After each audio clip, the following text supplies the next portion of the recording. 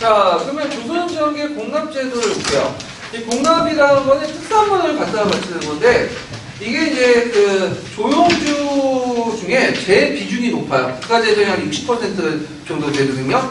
그래서 이제 중앙의 각 관청이나 왕실에 필요한 농산물, 임산물, 수산물 같은 것들, 그 가공품, 수공품 이런 것들을 이제 바치는 제도가 공납제도다. 자, 그래서 이 공납제도의 변천 과정을 좀 볼게요.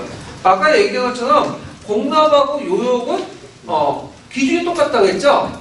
그래서 이제 그 조선시대 고려시대는 공납이나 요역 기준이 똑같아. 그래서 공납의 기준이 바뀌면 요역의 기준도 바뀌어요. 그래갖고 이제 대개 보면 고려시대나 조선 초기까지 저기까지는 호의 기준 하는데 고려 초기 때까지 고려 시대는 호 중에 인의 기준이에요. 근데 고려 전기 때는 호지만 뭘로 넘어간다고 했죠? 토지 결수로 넘어가요. 여기 이제 기준이 바뀌었다는 걸 좀 기억을 해두시면 되고요. 그럼 고려 후기 때 징수 기준은 호등, 요때는 구호등제예요. 그리고 3호등제 이렇게 좀 바뀌는데, 자, 공납의 문제점이 고려 때도 있었어. 그래서 보통 그 특산물을 갖다 바치는 건 조선 고려 전기 때는 어떤 식으로 했죠? 소에서 했죠. 소에서 이제 생산물을 만들어가지고 갖다 바쳤잖아. 근데 고려 중기 때 이제 망이 망소에 나온 것이 소민들 반발이 많으니까 이걸 이제 공납물들을 일반 군현에게 부과를 하게 돼요. 그래서 이제 일반 군현들이 이제 하게 되는데 요때도 이제 그 특산물을 직접 갖다 바치는 거에 대해서 굉장히 부담이 많았나 봐요. 그래가지고 방납, 대납, 이때 대납이라고 이제 했는데, 이런 것들이 발생이 됐다. 그래서 포셈이나 다른 책을 이제 교과서에 보면, 고려 때의 방납과 대납 사항이 나와요. 그래서, 그 보통 포셈 같은 경우에는 어떻게 설명하냐면, 나름대로 상품화폐 경제 발달에 그게 도움이 됐다.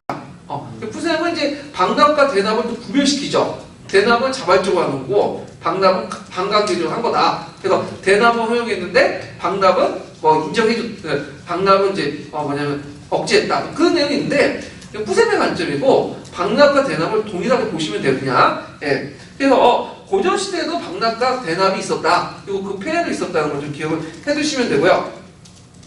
그 다음에 이제 여기 이제 공납을 이제 얘기를 하는 거고, 자, 요역을 이제 보면요. 요역하고 공납하고 동일하다고 했죠, 기준이요. 그래서 요역은 고려후기 때는 개정법이 시했다. 개정법은 뭐예요? 성인 남자를 동원하는 거죠. 근데 이제 조선 초기 때 이제 보죠. 조선 초기 때는 똑같이 호등이야. 근데 인정에서 뭘로 바뀐다고 했죠? 토지 결수. 그 다음에 그 9호등에서 3호등에서 5호등 제도. 이게 세종 때 만들어진 건데 대호, 중호, 소호, 잔호, 잔잔호. 5호등으로 나가요. 근데 이때 잔잔호까지 일단은 뭐를 가지고 있어요? 토지 결수를 가지고 있어요. 토지가 없는 사람은 5호등 안에 들어가 있지 못해요. 예. 자, 그래서 이제 5호등으로 나누고, 세종 때 개정법으로 이제 합정이 됐다. 여기 좀 기억을 해두시면 되죠. 그래서 토지를 기준으로 세월을 걷는다는 거, 요역을 동원한다는 거죠. 그 다음에 이제 8결제 일부제라고 아까 얘기했죠? 성종 때 8결당 1부를 걷는 거죠. 한 명을 착취하는 거죠. 그래서 개정법에 대한 시행세치라고 보시면 돼요. 구체적 항목이라고 이렇게 보시면 되고요. 그 다음에 역부 고립제, 그러니까 이제 그 동원하는 제재가 고용하는 제재가 좀씩 가능해서 조선 후기 때는 정결수포제로 바뀌었다. 그래서 대동세를 거둘 때 같이 걷게 돼요. 유역세도 수포제를 실시해서 대동법을 실시할 때 같이 이제 요역하는 비용도 같이 걷는다. 그리고 이제 공납도 아까 얘기했처럼 토지 결수에서 대동법 바뀌게 되죠. 예, 그런 내용들이 이제 쭉 있는데, 그래서 이렇게 이제 보고 방법에서 공납은 곡물징수, 미포전진수 이렇게 이제 바뀌고, 그 다음에 요역은 노동력 증가에서 노동력 고용으로 바뀐다. 그래서 공납과 요역은 손일치돼 있다. 기준이 이렇게 보시면 돼요. 그럼 공납을 이제 볼게요. 자, 공납은 크게 세 가지가 있어요. 상공, 별공, 징상. 요거는 고려시대도 마찬가지예요. 네. 고려시대도 상공, 별공, 진상이 있는데, 상공이라는 것은 정기적으로 매년 지정된 품목의 토산물을 납부하는 방식이에요. 그리고 별공이라는 것은 부정기적으로 국가의 필요에 따라서 납부하는 건데, 주로 중국 사신들이 왔을 때 뭐냐면 갖다 바치는 사원품을 이렇게 납부하는 것이 별공이죠. 진상은 왕이나 왕실 개인을 갖추는 곡물들인데 주로 이제 각도의 관찰사나 수령, 병사들이 원래는 갖다 바치는 건데 이걸 누구한테 전가요? 농민들에 전가요. 그래서 이제 이 진상은 주로 뭘 갖다 바치냐면 먹을 거, 음식 이런 거예요. 그래서 이제 왕이나 왕비나 이런 사람들이 먹어야 되잖아요. 그때 이제 그 음식물을 갖다 바치는데 되게 왕이 이제 진상물을 먹으면서 그 지역의 하늘 풍작이라든지 이런 것들 이제 지역 사정도 같이 보는 거예요. 근데 이제 그 상공벌공 진상 중에 제일 어려운 게 뭐냐면 진상이야. 이 진상이 뭐냐면 음식물 갖다 바쳐야 되는데 이게 이제 냉동 기술 이런 것들이 발달하지 못하다 보니까 썩을 수도 있고 그리고 그의 그 한 해에 또 안 잡히는 것도 있잖아. 그 지역의 특성물이라도. 그러니까 문제점이 있어. 그래서 이제 우리가 보통 좀 이상한 깨파치는 얘들을 뭐라고 해요? 진상하잖아. 진상이 여기서 나온 거예요. 네. 그래서 이런 것들을 이제 좀 기억을 해주세요. 그래서 말들 보면 다 역사적인 기원들이 있어. 여기 딱 보면요. 네. 자, 하여튼 이런 것들이 있고 그러면 이제 공나의 부가원칙 같은 거 보면요. 아까 호구의 기준이었는데 고려시대는 전정이죠. 이때 정이라는 것은 뭐예요? 그 성인 남자를 기준으로 해갖는데 정교로 바뀌었다. 토지 결수로 바뀌었고요. 그럼 고려기 때와 조선후기 때, 조선 초기 때는 가도기적인 어떤 흐름이 있다. 자, 그래서 이제 그 공납의 부가 과정을 보면요. 일단 그 9년에서 공문의 품목과 수령을 적은 장군 공안을 보내면 그 각 지방에 부과된 공문을 백성들에게 그 직접 징수해요. 그래서 이제 예를 들어 중앙정부에서 공안을 작성해요. 공안을. 그래갖고 이제 중앙정부에서 이제 지방에 부과된 공물 품목과 수령을 이제 그 딱 적어가지고 어떤 군요는 뭐 이런 거 갖다 바쳐. 이렇게 적는 명부가 있어요. 공안이라고. 그래서 예를 들어 제가 의정부에 있는데 그 의정부는 뭐 부대찌개가 유명하니까 부대찌개를 갖다 바쳐. 이렇게 이제 할 수가 있죠. 그러면 요걸 백성들에게 직접 징수하는 거죠. 그래서 이제 그 기준이 아까 얘기했죠. 뭐에 따라서 토지와 호구인데 호구 중에 호구마다 토지가 얼마나 갖고 있느냐에 따라서 5등급을 나눠서 이렇게 나눈다. 그때 5등급의 기준은 뭐다? 토지의 결수다. 이렇게 좀 기억을 해주시면 되겠죠. 자, 그러면 공납의 문제점. 요거 중요하죠? 네. 자,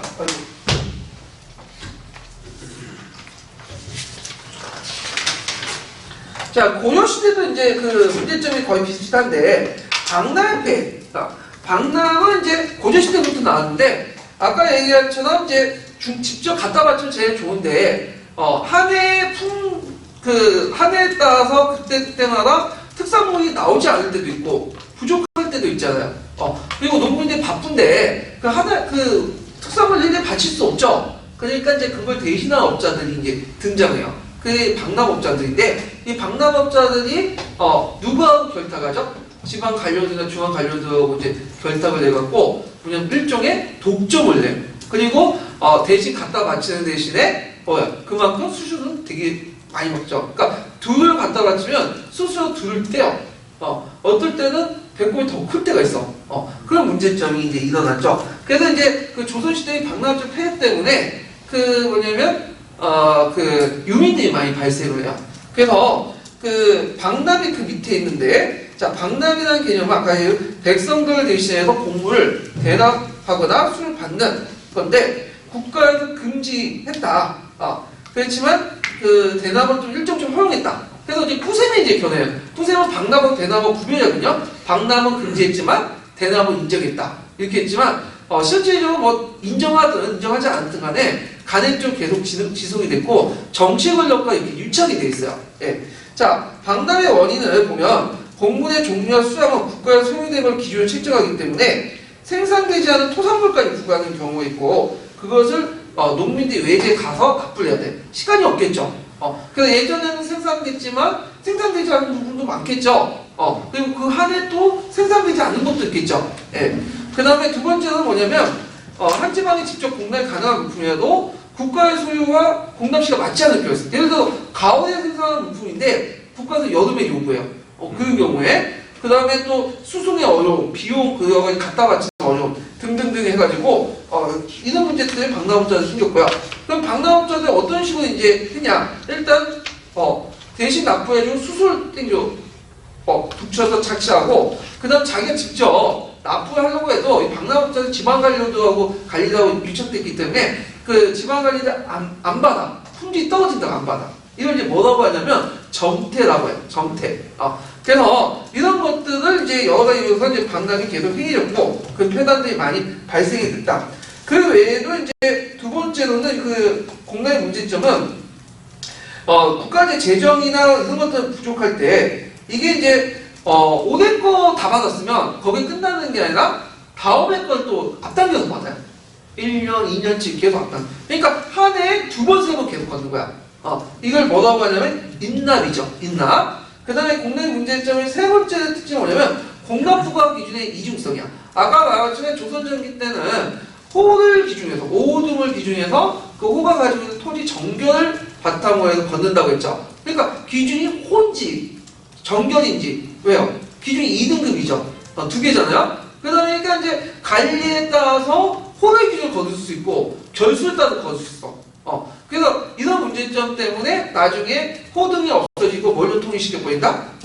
정결수로 통일시켜버리는 거죠. 예. 그래서 이제 그 아까 얘기한 것처럼 그 조선전기 때는 그 고종 후기 때와 조선 후기 때 가도기 이런 특징들을 갖고 있다. 그래서 공납의 문제점과 공납의 문제점의 제일 문제점이 뭐였다? 방납이 그 외에도 두 번째, 세 번째 문제점이 있었다. 이렇게 이제 정리를 해주시면 될 것 같죠. 자, 그러면 특히 이제 공납 그 중에 방납의 문제점의 개선 방안에 대해서 그 뭐냐면 조선 전기 때 여러 가지 그 의견들이 있어. 그 대표적인 게 조광조죠. 조광조는 그 공안, 이 공안이 예전에 만들어졌기 때문에 지금하고 맞지가 않는다. 이걸 개정할 걸 이제 주장을 하고요. 그 다음에 그 전공도감이라는 걸 설치해서 방납금지의 실수자 이런 것을 주장하죠. 조광조가. 자, 그 다음에 이에 개선하는 거죠. 이에 그 개선하는 보면 일단 방납금지 정책을 실시했는데 그것을 이제 구체적 내용을 보면요. 자, 공물 배정의 원칙을 정결과 민요의 다수에 의거해서 정하고 그 다음에 그 공무는 지방간이 직접 중앙에 납입할 걸 주장하고 시행했으나 실현되지 못했다는 거. 그러니까 방납업자가 하는 게 아니라 중앙간이 중앙에 그 지방간이 직접 중앙에 납부하자 이렇게 주장했죠. 그리고 또 하나는 이제 수입법의 시작이죠. 수입법 뭐예요? 곡물 대신에 쌀을 걷자. 그래갖고 이제 있는데 근데 이게 좀 그 당시에는 목표되지 않았어요. 그 당시에는 16세기였죠. 16세기 물론 이제 장시가 형성되고 했지만 전국적인 유통권은 형성되지 않았거든요. 그러니까 17세기처럼 이렇게 이후부터 상품화폐 경제가 발달하지 못한 가운데서 시장에 가도 뭐 국가가 원하는 물품이나 이런 것도 직접 구입할 수는 없었어요. 그래서 이런 것들은 아직까지는 좀 덜 됐죠. 근데 이제 이게 나중에 먹혀들기 시작한 것이 뭐냐면 조선 후기 때야. 조선 후기 때 되면 상품화폐 경제가 발달되고 이제 각 지역에 시장에 가면 필요한 물건들 살 수 있잖아. 그러니까 굳이 공납물을 받을 필요가 없어요. 수산물을. 그래서 이제 뭘로 대동법으로 실시했고 이런 것들 좀 기억을 해주시면 돼요. 그 다음에 유성능이 이제 뭐 이것도 거의 비슷해요. 네. 그 다음에 상공의 대가로 1년에 통상하여 그 정결 나누고 쌀로 한 사람 어때요? 대민법 뭐냐면 이가 이제 주장한 이제 그 미국 이게 뭐라고 그러죠? 수미법하고 비슷비슷한 거다. 좀 기억을 해주시면 되고요. 그 다음에 그 외에도 사대동이 있어. 사대동. 자, 이 사대동이라는 건 이제 뭐냐면 보통 이제 이 사대동은 유성룡이 이제 건의를 해가지고 이제 일부 지역에 실시를 했던 건데 그 일부 지역에서 뭘로 걷는 거야? 공문을 뭐냐면 쌀이라든지 포도 대신 걷는 거야. 근데 이 사대동이라는 건 이때 사자라는 것은 개인 사자, 사사하고 할 때 사자거든요. 그러니까 개인이 이제 일부 실시한 거야 지방에서. 그래서 이걸 이제 사대동이라고 이제 하는데 나중에 이제 사대동가 그다음 공물 장미 수미법이죠. 그 다음에 반대동은 이제 뭐냐면 반반자야. 그래서 상공만 대상으로 하고 별공을 제외하고 이런 별들이죠. 그래서 사대동, 공물 장미, 수미법, 그 다음 반대동, 상공만 걷는 그런 것들이 합쳐가지고 나중에 뭘 만들었죠? 대동법을 실시한 거죠. 그러니까 사대동, 공물 장미, 반대동은 그 대동법을 실시하기 위해서 예비적인 어떤 그 시험적인 조치였고 그것들이 합쳐져서 대동법을 실시를 했다. 이렇게 기억을 해두시면 돼요. 예. 자, 그래서 이제 이렇게 해서 이제 얘기를 했고요. 그러면 지도서와 관련된 내용도 한번 읽어볼게요. 지도서 333페이지 보세요.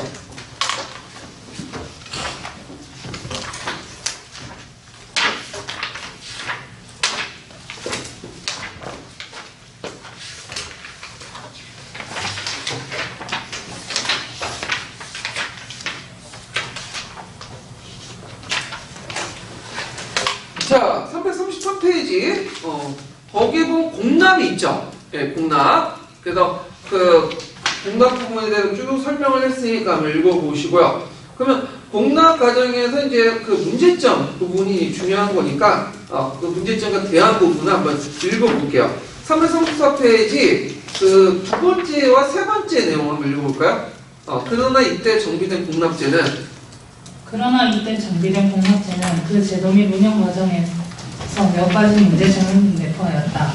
곡물의 품목과 수량이 장기적으로 고정되어 다음 해의 것을 앞당겨 징수하는 인람 및 본래의 용도와 달리 사용하는 별용 등이 이루어졌고 또한 여기에 별공이 이용되기도 하였다. 특히 그 지역에서 생산되지 않는 물품이 곡물로 지정되기도 하여 심한 경우에는 산간지대에 해산물을 배당하거나 평야지대에 사냥한 짐승과 그 가죽 등을 배당하기도 하였다. 이리하여 공안의 개정을 통하여 그 지역에서 생산되지 않는 곡물을 조정하는 것이 당면한 과제였다. 이 밖에 곡물을 상납하는 과정에서 관리가 여러 가지 트집을 잡아 그 지방에서 마련한 곡물을 받지 않거나 이걸 뭐라고 하죠? 점태라고 하죠? 점태. 관이와 상인이 결탁하여 대신 납부하고 농민으로부터 높은 가격을 받아내는 이걸 방납이라고 하죠. 예. 등의 비리 행위가 자행되었다. 그리하여 충종대의 조광조가 개혁의 필요성을 주장하였으나 구체적인 대안이 마련되지 못하였고 그 뒤 선조 때의 이의가 곡물을 쌀로 대신 거두는 방법을 제안하기도 하였다. 본래 현물을 납부하는 것을 원칙으로 한 공납제는 자연경제가 지배적인 전근대 사회에서 국가 재정 및 지배계층의 소비를 충족시키기 위한 수단으로서 수공업의 일정한 발전을 전제로 한 것이면서도 아직 상품화폐 경제의 발달이 미숙한 단계에서 실시되다가 상품화폐 경제가 어느 정도 발달한 16세기에 가서는 곡물을 당시 교역의 수단이던 물품화폐, 즉 쌀, 배로 거두는 대동법으로 전환되었다. 네. 그래서 이제 16세기 간 게 아니라 이게 대동법 전환된 건 언제 때요? 강해군 때니까. 네, 17세기 넘어가는 거죠. 좀 약간 내용 틀리네요. 네, 17세기 이후로 보시면 돼요. 네. 그래서 그 밑에 이제 박납 폐단에 관련된 내용들이 이제 있거든요. 그래서 박납의 원인과 그 박납을 어떻게 개선할 것에 대해서 조광조나 이해 개선안이 있어요. 예. 그래서 조광조 이해 개선안 각자 읽어보시고 그 박납의 문제점을 좀 읽어볼게요. 그 박납의 문제점은 조선시대뿐만 아니라 고려시대도 있었다는 거. 자, 한번 읽어볼게요. 첫 번째 단락만 읽어보자 뭐. 그 다음 분. 조선시대 백성을 대신하여 곡물을 단합하고 이를 붙여 받은 것이다. 곡물의 종류와 수량은 국가에서 소요되는 것을 기준으로 책정하기 때문에 천재를 입었다 하더라도 감면되기 어려웠다. 더욱이 그 지방에서 생산되지 않는 토산물까지 부과하여 백성은 현물을 외지에 가서 사와서 납부하기도 하였다. 이러한 어려움 속에 상인, 반원이 끼어들어 백성 대신 곡물을 단합해주고 그 대가로 막대한 일을 붙여 착취하였다. 또 직접 공납하려 하여도 방납자와 압덕 관원이 결탁하여 관청에서 물품을 수납할 때 그 규격을 검사하면서 불합격품은 이를 되돌려서 다시 바치게 하는 점태가 행하여져 백성은 이 점태의 위협 때문에 이후에 막대한 손실을 무릅쓰고 곡물을 방납자들이 대납하도록 맡겼다. 따라서 방납은 백성이 직접 납공하는 것을 방해하였다 하여 생긴 말이다. 또 지방에서 직접 공납이 가능한 물품이라도 국가의 수요와 공납 시기가 맞지 않을 때가 많고 거리가 먼 지방에서는 수송에도 어려움이 많아 방납이 성행하였다. 예. 자, 그래서 이제 이렇게 했고, 그 다음에 그 조선 정계의 국역을 보죠. 국역. 자, 국역이라는 것은 이제 그 역의 용의 일종인데 국가에서 부과된 역을 말해요. 이거는 있는데 역은 이제 두 개가 있죠. 뭐가 있죠? 신역하고 요역이 있어. 신역은 신분에 따라서 이제 특정 인정에 부과되는 건데 이걸 군역, 직역, 천역으로 나눈다 했죠. 그래서 군역하고 직역은 소호환이 돼요. 그래서 인을 기준으로 한 거야. 그래서 실질적인 부담은 요 신역이 되게 강해. 왜냐면 이제 신역은 지금도 그렇잖아. 그 재벌집하고 그 다음에 아무리 그러니까 재벌집하고 그 다음에 가난한 사람이 똑같이 뭐냐면 부과되는 게 뭘까요? 군역이죠. 군역. 예. 그런데 이제 그 당시에는 실제 군역하는 것보다는 보인에서 이제 뭐냐면 포를 갖다 바치는 거잖아요. 그래서 그 포의 부담이 똑같지만 이거 뭐예요? 가난한 사람 부담이 훨씬 더 크게 느껴지는 거죠. 그래서 실질적으로 이제 개인이 봤을 때는 신역이 상당히 군역이 부담이 많았다. 이런 것들 좀 기억을 해주시면 되고요. 그 다음에 이제 요역인데 요역은 신분에 상관없이 부과되는 거예요. 이거 호역이라고 하거든요. 호를 기준으로 했기 때문에 예, 호역이다. 자, 그럼 이제 신역을 보면 군역은 예전에 한번 설명을 했죠. 양인 대상과 정군과 보인을 구분하고 양반선이, 향리, 이런 사람들은 군역을 면제받았다. 왜 면제받았어요? 직역을 수행했기 때문에 면제받는 거죠. 그래서 직역은 양인이 담당하는데 일단 중앙과 지방의 공공기관을 종사하는 사람들, 향리는 향역, 양반 현직관리들, 그 다음에 성병단생과 향교 서원학생들, 교생이나 생원 이런 명목은 이제 면제받고요. 그 다음에 상품 이하의 전직관료들 등등등을 이렇게 면제받았다. 자, 그 다음에 거기 나와 있진 않지만 그 공장, 공인들도 면제받았어요. 왜냐면 그 공장에 동원되잖아, 이들도. 예. 자, 그 다음 천역은 천인들이 맡는 역을 말하는 건데 누구만 이제 대상으로 하냐면 엄민은 공범이 많아요. 산업인은 이제 국가에서 이제 국역에 대해서 제외하죠. 공범인데 여기는 이제 소속 기관에 따라서 신역을 납부한다. 선상노비, 낙공노비. 근데 여기 좀 특징이 뭐냐면 보통 신역은 남자들만 받죠. 근데 천역은 여자들도 해요. 여자들도 남녀 구분이 없었다. 그래서 보통 이 신역은 아까 얘기한 것처럼 신분에 따라서 부과된 역이고 신분이 바뀔 때는 또 역도 바뀌게 되는 거야. 그래서 이런 것들을 좀 기억을 해두세요. 그럼 요역을 보죠. 요역은 아까 얘기했지만 뭐가 연결됐다고 했죠? 공납의 기준과 연결됐다고 했죠? 그러니까 조선전기 때도 호오등조에 입각해서 이제 하게 될 때 토지 정결을 기준으로 했다. 자, 요역의 종류는 전세민을 수송하거나 곡물, 진상물, 작물을 조달하거나 토지 공사를 하거나 지대 염제. 지대 염적은 뭐냐면 이제 그 중앙에서 갈려 내려왔을 때 신문을 해주거나 여기서 잡리를 해주는 그런 것들을 이제 말하는 건데 자, 요역의 부담과 배정을 보면 위로부터 양반원에서 아래부터 천인까지 이 호흡 구성됐고 백성들에게 부과했다. 원래 이제 천인들은 받지는 않는 건데 실제로 했어요. 이 사람들도. 예. 그래갖고 이제 있고 그 다음에 요역의 변청 이거 별표 쳐놓으세요. 자, 호인데 호의 기준이 인정에서 뭘로 넘어가는 토지 결수 넘어가죠. 그래서 고려 시대까지는 개정이었다가 이것이 그 조선 초기까지 가요. 정종 때 개정이었다가 그 개전하고 이제 정종 때 개정과 개전이 절충했다가 세종 때 완전히 뭘로 넘어가죠? 개정으로 넘어가죠. 그래서 전을 기준으로 했다. 그래서 5등급에서 그 등급을 갖고 있는 호가 가지고 있는 토지 소유면적, 그러니까 토지 결수에 따라서 인부 한 명을 배출하고 그거에 대한 이제 연민식은 뭐냐 역을 동원하는 색칙을 말하는 거야. 그래서 그걸 동원한 게 팔교추유구제. 그러니까 애원 두셔야 되겠죠. 이거. 예. 성종 때인데 자, 상내 요역과 변례 요역으로 나눠요. 상내 요역과 변례 요역. 상내 요역은 8개월당 1역분을 배출해서 6일 동안 일을 하는 거야. 그러니까 변례 요역은 그때 필요할 때마다 6개월당 한 명을 배출시키는 거야. 그래가지고 있는데 변례 요역을 했으면 그 다음에 상내 요역은 좀 빠져요. 면제시켜. 근데 이건 원칙일 뿐이지 실질적으로 시도 때도 없이 동원했다고 보시면 돼요. 예. 그래서 이제 토지를 다니는 한 수치제가 정착되고 농업생산 발전 세제계획을 반영됐다. 그래서 보호법의 문제점 중에 하나가 뭐냐면 군역이 뭐가 했다?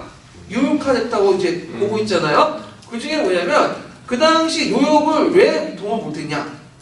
그 이제 보호법에서는 모든 그 뭐냐면 장정들이 다 어떤 가에서는 보인이라든지 정부는 가잖아. 그리고 심지어는 노비들도 이렇게 포함이 됐잖아요. 토지 결수에 따라 또 배출되고. 그러다 보니까 그 요역으로 이제 동원할 수 있는 장정수가 뭐냐면 바닥이 되는 거야. 그 요역은 아까 그 인해 기준한가 아니랬죠. 이때는 토지를 많이 가지고 있는 사람이 배출했잖아요. 근데 이 사람들 노비도 끌려나가지, 뭐 결수에 따라 5개월당 또 끌려가지. 물론 자기는 또 안 가겠죠. 실질적으로는 관리가 짜가지고. 하여튼 그러니까 동원될 수 있는 사람이 없으니까 제가 지금도 그렇지만 군발이들을 동원해갖고 요역을 시키거나 심지어는 요역의 대상이 아니었던 그 부녀자들까지 동원을 시켜요. 네. 그리고 아니면 이제 승려들까지도 동원하는데 왜 동원해?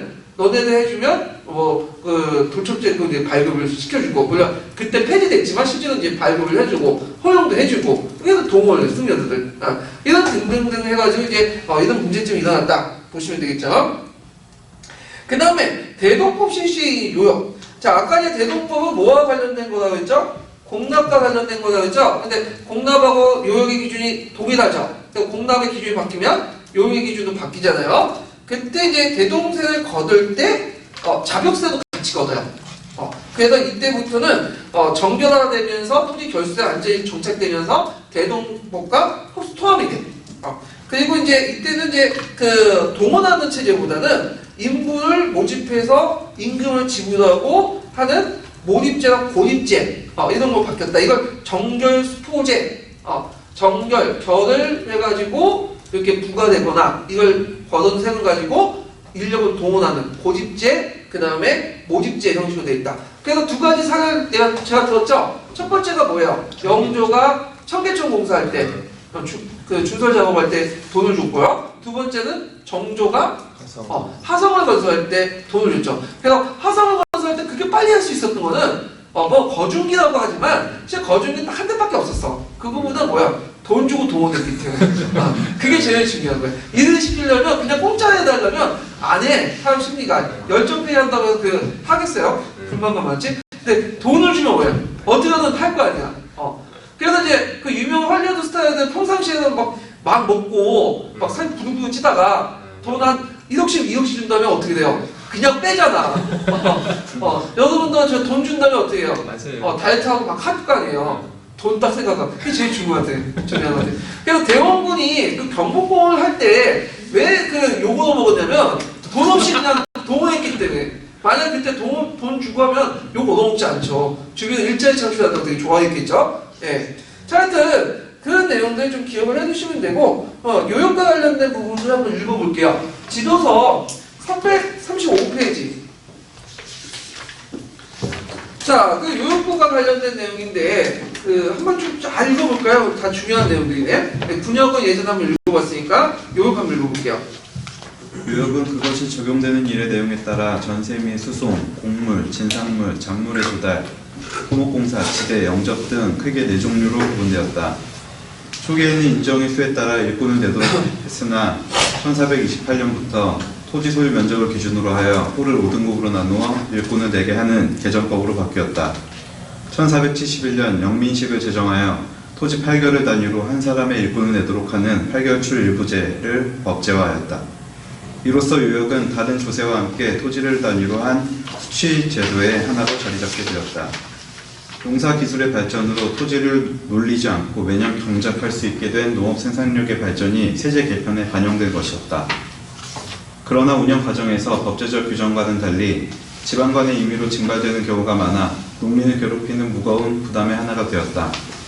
게다가 인정을 단위로 한 분역과의 구분이 분명하지 않아 성종 때 이후에는 사실상 토목공사의 분이 동원되고 모든 인정이 분역에 충당됨으로써 요역 부과 대상자는 사실상 노동력을 상실한 노약자에 불과한 현상이 나타나 오히려 분역이 요역으로 변질되는 현상이 촉진되었다. 즉 군역제도가 바뀌어 군인의 수가 늘어나면서 상대적으로 요역 부담자가 줄어들어 법제상으로 규정된 요역체제는 점차 무너져갔다. 17세기 이후 곡물을 현물 대신 쌀이나 토로 거두는 대동법이 실시되면서 요역은 역을 지는 대신 현물을 내므로써 그 의무를 다하게 되는 대동세, 자벽세로 개편되어 갔다. 다른 한편에서는 중앙정부나 지방관하에서 일이 있을 때마다 인부를 모집해서 일을 시키고 임금을 지불하는 고립제가 발전하였다. 이러한 변화 과정은 국가 권력의 개별적 인신적 지배로부터 벗어나려는 농민의 저항 행위로 더욱 촉진되었다. 또한 상품 화폐 경제 발전으로 중앙이나 지방 관부에서 현물 재정의 수요가 폭발적으로 증대되어 간 것과 괴를 같이 한다. 그래서 이제 고립제하고 이제 이런 시식 배경을 보면 저항행위, 그 다음에 상품화폐 경제 발달 이런 것들 쓰시면 되겠죠. 예. 자, 그러면 관련된 기출 문제 좀 풀어볼게요. 요역과 관련된 부분들을 이제 보면요. 어디를 보시냐면, 86페이지. 86페이지. 3번하고 6번 문제와 관련된 건데, 6번 문제. 6번 문제 보시죠. 3번 문제는 85페이지인 거 풀어봤고. 자, 6번 문제 보면, 조선 전기 때 수치제도에 대한 설명을 할 수 없는 것은 요역은 성종 때 연민식이 확립되어 1년에 6일 이내 8개월마다 1부씩 동원한다. 이걸 무슨 제도가 하죠? 성종 때 867일부제. 네, 이거 두세요. 두 번이나 나왔죠? 867일부제. 그 다음에 2번은 보인에는 조효가 또는 조효가는 정부의 방군 수포 형상이 확대되어 전차 예액수가 증가됐죠. 예. 그래서 이제 문제점이 많으니까 이것이 뭘로 바뀌었죠? 분적 수포제. 이거 이제 합보가 되죠. 그래서 3번을 보면 헌물로 납부했던 공무는 호구에 다가해서 뭐에? 토지에 다가의 기준으로 바뀌었다. 예, 맞죠? 그래서 이제 호구가 5등제 했다가 이게 이중적 기준이 되니까 이제 조선전기 때 점점 토지에 다가의 바뀌었죠. 정결료, 인정해서 정결료. 예. 그 다음에 4번을 보면 수조권자의 집정답본에서 간수 간급제로 바뀌어 양반 수조권자의 농민 지배력이 강화됐다. 아니죠? 약화된 거죠. 약화된 거. 예, 이런 것도 좀 기억을 해주는데 간수 간급제는 뭐야? 성종 때 실시한 거고 직접 답본하고 간수 간급제는 의미가 좀 달라요. 답본은 징수하기 전에 조사를 하는 거죠. 얼마나 거두지. 그리고 간수 간급제는 뭐죠? 하고 나서 징수하는 제도야. 이렇게 이제 구분돼야 된다는 거 좀 기억을 해두셔야 되고, 하여튼 답이 4번이다. 자, 그 다음에 이제 7번을 보죠. 이거는 이제 대동법과 관련된 건데, 아까 이제 공남의 문제점하고 연결되니까. 자, 조선후기 때 정부가 대동법을 시한 근본 의도는, 근본 나왔죠? 이게 근본적이라는 거야. 근본적인 거. 그래서 뭐죠? 농민의 유망을 받고 국가 재정을 튼튼하게. 왜 농민의 유망이 일어났죠? 방남의 폐단 때문에 그런 거죠. 예. 그래서 있고, 1번, 2번, 그 다음에 4번은 관련된 거지만 이게 부수적인 거야.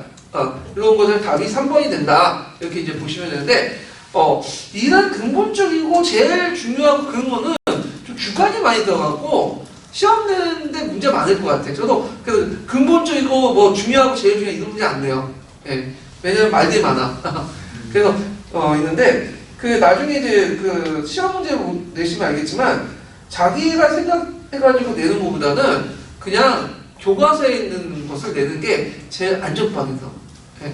그래서 걔는 역사적 사고를 뭐 키운다 막 해도 현실은 그렇지 못해. 애들은 역사적 사고에 관심 없어요. 어디에 관심 있어?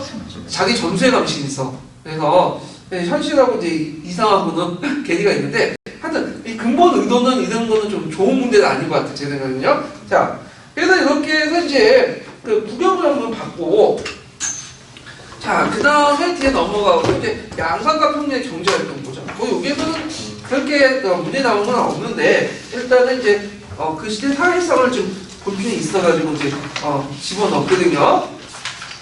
자, 여기 보면 양반의 이제 지주생활을 보죠. 그 당시 양반 지주는, 보통 양반은 뭘 가지고 있죠? 토지를 가지고 있죠. 자신의 권력을 이용해서. 그래서 보통 양반 지주라고 해요. 물론 양반 중에서도 돈이 없는 사람도 있어. 토지도 없는 사람도 있고. 예, 근데 되게 이제 양반들이 이제 많은 토지를 가지고 있는 양반 지주라고 보고요. 양반의 경제 기반을 보면 일단 가전이 있고요. 조선 전기 때요. 가전법 실시할 때. 가전이 있고 노봉이 있고요. 그 다음에 자기 소유의 토지가 있어요. 그래서 웬만한 가전 노봉 안 받아도 돈 있는 양반이 많기 때문에 소용 없어. 무급을 해서도 할 사람들이 많아요. 예. 그 다음에 노비 등이 있고요. 양반 소유의 토지는 되게 비옥한 산단지역, 하삼도라고 하죠. 예, 그런 지역에 집중돼 있고 규모가 큰 농장 형태였다. 이걸 무슨 법이라고 하죠? 작계제라고 하죠. 자, 그래서 이제 양반의 토지 경영은 이제 노비에게 직접 경작시키는 농작계였다가 나중에 조선 후기에 따라 변작 반수제로 바뀌게 되거든요. 이걸 타조, 소작제라는데 다 똑같은 말이야. 타조나 변작 반수나 소작이나 그때 시대마다 다르게 부르는 거지 다 동일한 명칭이다. 이렇게 보시면 되는데 그러면 여기에서 이제 지주전호제의 변화 과정을 볼게요. 자, 지주전호제는 아까 말했죠. 뭘 바탕으로 했다? 소유권을 바탕으로 했다고 했죠. 그래서 지주는 땅을 가지고 있는 사람이고 전호는 땅을 빌리는 임차인이죠. 네. 그래서 이제 이 관계에서 전호는 지주한테 뭘 준다? 지대를 주는 거죠. 땅을 빌린 대가로. 근데 이제 이게 단순히 땅을 빌려서 그 대가를 준 오늘날 경제적 관계뿐만 아니라 정근대 시대는 항상 거기에 플러스 알파가 붙죠. 이걸 뭐라고 경제 외적인 신분제적 관계가 같이 돼 있어요. 그래서 이제 이런 것이 고려해서 이제 점점 신분제 관계가 좀 강해다가 상대적 조선 후기 때 넘어가면서 경제적 관계가 진전되죠. 물론 지금도 그렇지만 이제 임대인과 임차인의 관계가 꼭 항상 경제적 관계가 있는 것도 아니죠. 거기에 하는 플러스 알파가 있긴 있는데 상대적이라는 거예요. 상대적으로. 예. 그런데 이제 지주전호제 변화 과정을 볼게요. 여기 제가 도표 이렇게 만들었는데 그냥 아까 펜 드렸어요. 검은 펜. 그렇군요. 검은 펜 써야 되겠다. 빨간 펜은 지주전호제. 그래서 이 교과서에 있는 내용하고 제가 지금 설명하고 있는 내용이 좀 틀릴 수가 있어. 지금 근데 그거는 이제 다 잊어먹고 교과서는 정치사를 전공하신 분들이 그걸 좀 많이 집해가지고 경제사 부분은 좀 틀린 게 많더라고 이게. 그래서 일단은 이제 전문적인 내용이니까 자 지주전호제의 변천 과정을 보면요, 크게 이제 보면 농장제가 있어요. 초창기 때 형태죠. 농장계는 고려 시대부터 해가지고 언제까지? 조선 정기 때까지. 그래서 이제 있고 그 다음에 이제 타조법이 있죠. 타조법을 아까 뭐라고 했죠? 변작 반수라고 불렀고 조선 후기 때는 타조라고 불렀고 그 다음에 이제 일제 시대는 소작이라고 불렀어. 그때만 달라요. 그 다음에 이제 뭐가 있죠? 도조법이 있죠. 도조법. 그래서 타조법이 뭐고 도조법이 뭔가는 이제 조선 후기 때 설명하고요. 여기에서 볼 게 이제 농장제인데, 자, 이 농장제가 두 가지가 있어요. 두 가지가. 하나가 직영지가 있고요. 직영제. 그 다음에 또 하나가 작계제가 있어요. 자, 직영제 이제 볼게요. 직영제는 보면, 일단 이거는, 여기는 이제 함총지주들이에요. 직영제는. 자기가 이제 거기에 있으면서 같이 관리 감독하는 거야. 그래서 직영제는 어떻게 하냐면, 자기가 다 모두 직영지를 만들어. 그리고 노비를 부리는데 이때 노비들은 이제 뭐라고 이제 부르냐면 솔고노비들. 솔고노비들. 왜냐 자기가 있으면서 직영제 도우면서 노비들 관리 감독해야 될 거 아니에요. 왜냐 노비들 일을 해야 안 해요. 솔고노비들은. 자기가 관리 감독하면 안 하면 일을 안 해. 그래서 이 직영제 형태 농장은 언제 말하냐? 그건 조선 후기 때 들어가서 말아요. 되게.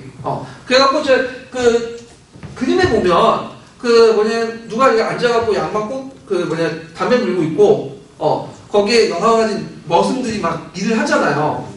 그거 왜 그러냐면 얘네들은 솔고노비이기 때문에 관리 감독 안 하면 어떻게 돼요? 어차피 이 사람은 열심히 일하나 많아. 자기한테 떨어질 게 없거든. 그래서 대개 보면 이 담배 피는 사람들 누구냐? 양반 지주계층이나 아니면 마름 이런 사람들이야. 그래서 이제 이 직영지 같은 게 솔고노비를 동원해서 했는데 이거는 조선 후기 때 많이 사용됐다. 그러면 언제 이제 조선 정기 때까지 16세기 중반까지 뭘로 했냐면 작계제 형태예요. 그래서 작계제는 함총 지주가 아니라 부재 지주예요. 대개 지주들은 어디 있냐?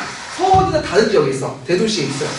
그러면서 이제 어떻게 운영하냐면 이것도 이제 여러 가지 선이 있긴 있어요. 근데 이제 보통 그냥 통상적으로 말하면 어떻게 보냐면 토지의 세 등으로 나눠요. 하나는 직영지, 그 다음에 작계지, 그 다음에 또 뭐는 사경지 이렇게 나눠요. 그래서 이제 직영지에서 생산된 것은 100% 자기가 가져. 그리고 이제 작게 제한 사경제 누가 일을 하냐면 외고노비들. 그 다음에 아니면 예송농민들 일을 해요. 예송농민들. 그래서 이제 외고노비나 예송농민들이 작게 제한 사경제 이러는데 작게 재생산된 2분의 1은 자기가 갖고 2분의 1은 누가 갖죠? 주인한테 줘요. 그리고 사경지 부분은 100% 자기가 갖는 거야. 근데 대개 보면 이제 땅이 제일 좋은 데는 어디겠어요? 기름진 땅은. 직영지겠죠, 당연히. 그래서 사경지는 별로 땅이 안 좋고. 그래서 이게 운영하는 체제가 뭐냐면, 그 작계제예요. 작계제. 그래서 이 작계제는 이 고조, 때부터 해가지고 조선 중기까지 있는 건데, 요때 이제 아까 얘기한 것처럼 그 변잡반 수제가 언제 흥분됐다고 했죠? 거의 후기 때 했죠. 변잡반 수제는 이렇게 농장을 운영하는데 짝두이 땅이 있어. 이렇게. 그래서 사경지도 아니고 작경지도 아니고 짝두이 땅을 일부 예송농민들에게 빌려주는 거야. 그래서 2분의 1을 그 작계지의 그 지대 형태로 2분의 1을 걷어갖고 걷는 건데 이게 잘 운영이 안 돼. 왜냐하면 그 예송농민들이 종자를 갖고 있고 농무도 있어야 되고 그래야 되는데 없는 거야. 농업 생산이 없죠. 그러다 보니까 이제 어떻게 돼요? 방기를 내버려 그냥. 항무제가 되는 거지. 항무제가 한번 항무제가 되면 또 어떻게 돼? 복구시켜야 되잖아. 시간이 많이 하고. 그다음 토지 소유권이 확립되어 있지 않기 때문에 또 이 사람들이 저기 땅에다 우길 수도 있는 거 아니야. 그러니까 이제 이 그 변잡반수제 같은 거는 좀 약간 꺼야겠어요. 양반 지주도 그렇고 국가 입장에서 이거 뭐 자유농 창출해서 또 별로 도움이 안 되는 거잖아요. 예. 그래가지고 이제 일반화되지 못했던 거예요. 그래서 보통 이제 작계제를 할 때는 이렇게 외고노민을 동원을 했기 때문에 어떤 이제 형상들이 일어났냐? 그 양인을 압박해갖고 뭘로 만들죠? 천민화시켜. 이걸 이제 예전에도 기출에 문제 나왔던 암남 위천이라고 하죠. 이게 조선 중기 때까지 행해져요. 조선 중기 때까지. 그래서 16세기 중반까지 행해졌던 건데, 그 평양 암남 위천 때문에 조선 중기 때는 뭐 여러 가지 선이 있겠지만, 노비가 전체 인구의 몇 %냐면 40%에서 50%. 그 특히 외고 노비들 비중이 높겠죠. 근데 이제 16세기 후반에 들어가면서 농업생산 올라가고, 그 다음에 이제 농업생산 올라가면 노비를 부리는 일반민을 부리는 게 더 낫죠. 왜냐면 노비는 생산이 떨어져. 그리고 이제 농민들 저항도 있고, 그리고 이제 등등 해가지고 16세기 후반 뭐 여러 가지 선이 있지만 농장지에서 뭘로 넘어간다? 타조법을 옮겨요. 타조법. 네. 그리고 이제 그 도조법인데 도조법은 나중에 18세기 때 등장해요. 이 도조법도 여러 가지 경우도 있어요. 이거는 나중에 설명하는데, 근데 이 도조법이 뭐 18세기 이후에 일반화됐다. 그렇게 이제 했는데 그건 몰라. 지금 두 가지 서 있어요. 타조법이 계속 갔다. 근데 도조법은 18세기 등장에 약간 지형과 좀 상승했다. 근데 이게 일반적 견해예요. 근데 이제 교과서에도 두 가지 견해를 같이 실어놓고 있거든요. 예. 그래서 이런 것도 있고 타조법하고 도조법은 나중에 설명을 할게요. 예. 그래서 이제 이런 작계제 형태의 이제 투지 경영 방식에 대해서 이제 얘기를 했고요. 자, 그래서 이제 있고 변잡반수의 상대적으로 신분적 예속관계 농장제보다 뭐야? 약화되죠. 근데 타조법과 도조법도 똑같아.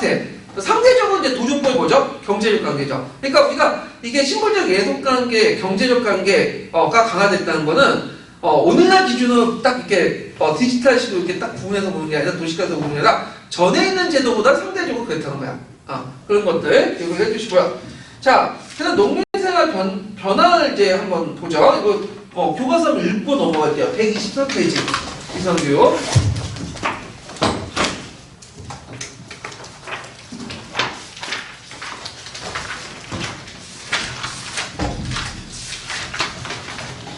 자, 그래서 요거 유념 부분들을 좀 기억을 해주실 필요가 있는데 왜 그러냐면 그 예전에 14년 기출문제인가? 농업생산력 발달가지고 나왔죠. 고대 시대부터 해서 조선 후기 때까지 죄송합니다.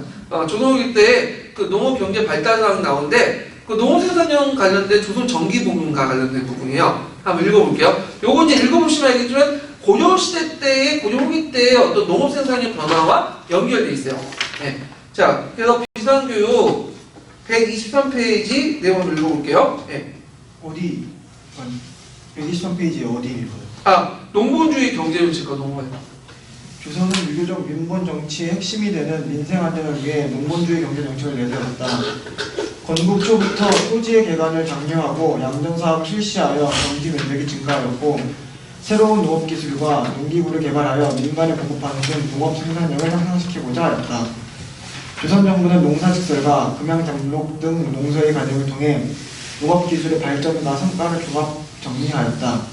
특히 농사직설은 농민의 실제 경험을 종합하여 편찬한 책으로 우리나라의 기후와 풍토에 맞는 농업기술을 소개하였다. 양반들도 간이수리 시설을 만들고 선진 농업기술을 도입하는 등 농업에 관심을 보였다. 한편 반농사에서는 조보리 등 인형 삼작이 널리 행해졌고 논농사에서는 남부지방 일부에서 모내기가 실시되어 이모작이 행해졌다. 12법도 발달하여 경작지를 묵히지 않고 계속 경작할 수 있었으며 쟁기, 낫 등 농기구가 개량되어 농업 생산력 향상에 도움을 주었다. 그래서 조선 정기 같은 경우에는 이제 고려 후기 때 시작한 연작상경이 이제 거의 일반화되죠. 네. 연작상경은 이제 12법 발달되면서 해마다 이제 묵히지 않고 농사를 짓는 방법이야. 그러다 보니까 잉여 생산물들이 등장하게 되고 이것이 15세기 후반에 이제 전라도 지역을 중심으로 해갖고 장시가 형성되는 어떤 배경이 되죠. 예, 그럼 좀 기억을 해두시고요. 그래서 조선 정부는 그 당시 앞부분 넘어가면 그 120 몇 페이지 이게 2페이지 넘어가보면 그 여러 가지 농경에 대한 그 장려 행사를 이제 많이 했어요. 그래서 그 창경궁에 가보면 그 성농당이 있어. 창경궁이니까 하여튼 동대문 쪽에 가면 성농당이 있는데 거기에 보면 이제 그 조선시대 때 왕들이 직접 이제 뭐냐면 신농시하고 호식에게 풍년이 드는 기원을 드는 제사가 있거든요. 재단이 있고 그다음 왕들이 해마다 1년에 한 번씩 뭐냐면 또 직접 친경을 하죠. 친경을 해갖고 이제 농사를 이제 짓는 흉내를 내잖아요. 그래가지고 이제 흉내가 내고 나서 끝난 다음에 설렁탕을 나눠줘요. 성농당에서 설렁 나눠준 그 국이 뭐냐면 오늘날 설렁탕이 된 거야. 그 다음에 이제 왕들 뭐예요? 양장을 하잖아요. 친히.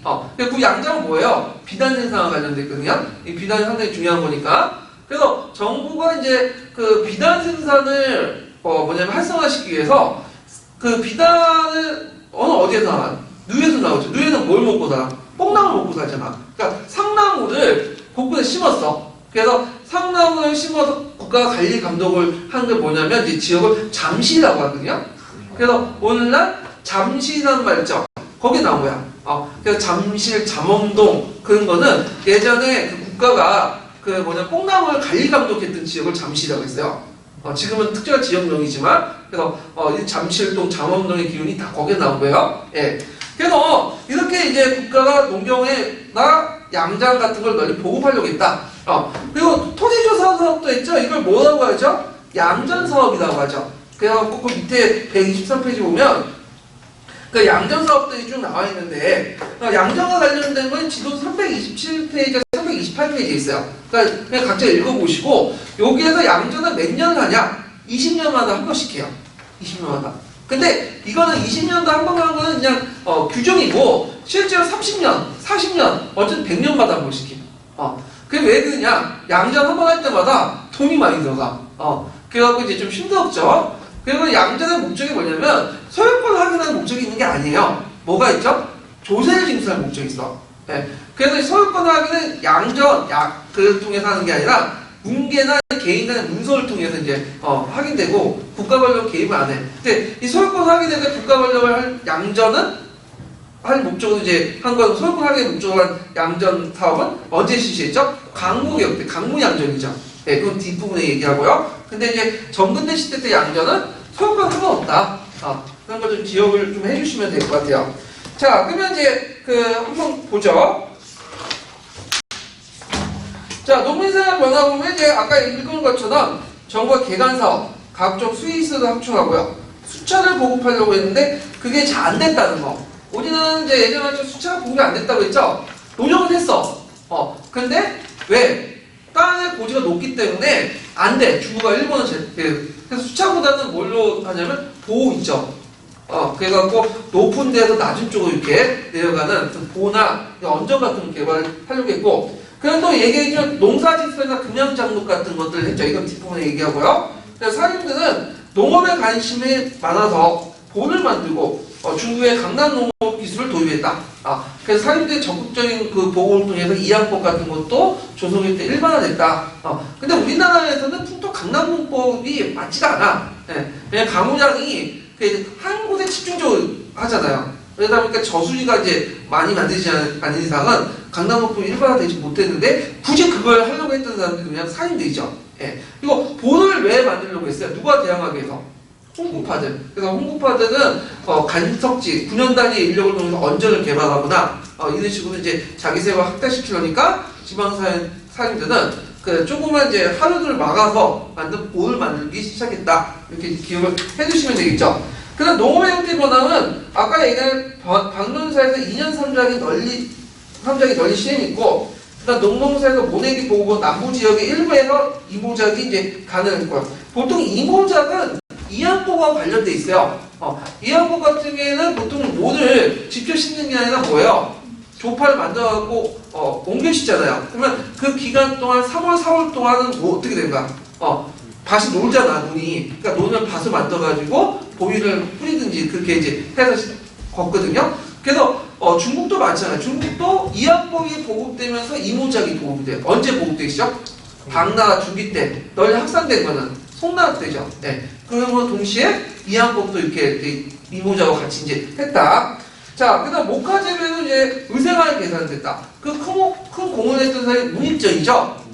그래서 이제 우리가 주의할 것은 뭐냐면 면포를 그 고려 후기 때 처음 만든다. 이렇게 하면 안 돼요. 그래서 이미 삼국시대부터 있었어. 그래서 삼국시대에서 있어갖고 최근에 백제 유적지에서 면포가 발견이 됐거든요. 근데 이제 이때 면포는 그 일부 지역만 이제 사용했고 조금밖에 사용되지 않고 널리 확산시키고 대중화시켰던 사람이 누구냐면 문익전이죠. 문익전이 이제 관련된 우리나라 기후에 맞는 그 면화 종을 개발하고 물레라든지 이런 것들을 개발해갖고 널리 보호를 시켜갖고 조선적인 때 따뜻한 겨울을 보냈다.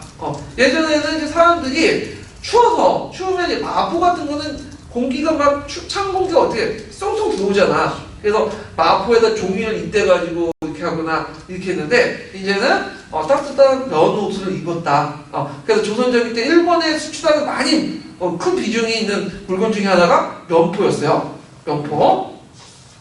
그리고 이제 목화 원화가 일반화되면서 이제 물품 앞에도 예전엔 마포였는데 뭘로 바뀌었죠? 면포로 바뀌었죠. 자, 농업 생산의 발달은 이제 그 식이법. 그래서 이제 원래 고려 시대 때는 축포를 사용했죠. 근데 조선 시대 때는 인분을 이제 사용하기 시작했고, 그 다음에 녹비법이라고 하는데, 녹비법은 저도 이제 몰라서 한번 찾아봤어요. 이게 뭔지. 그래서 이게 뭐냐면 그 녹비법은 콩과 녹두를 심었다가 갈아엎고 섞여서 비료로 만드는 방법이라고 하더라고요. 그래서 이 녹비법 같은 걸 사용했고, 그걸 통해 연작상경이 지속적으로 가능했다. 그 다음에 쟁기, 낙, 호미 같은 농기구가 개량이 됐다. 개량이 됐고요. 자, 그래서 이런 것들이 있는데 특히 농업생산 발달 부분은 외워두세요. 예전에 한번 관련 기출문에 나왔기 때문에 나올 수가 있어요. 자, 그 다음에 조선전기 때 수공업의 어떤 발달 내용을 보자. 요거 이제 보시면 알겠지만 고려 때의 어떤 수공업 체제하고 그대로 이어받았다 보시면 돼요. 그것도. 자, 그럼 리베르 교과서 133페이지에 있는 내용 한번 개관 차원에서 읽어볼게요.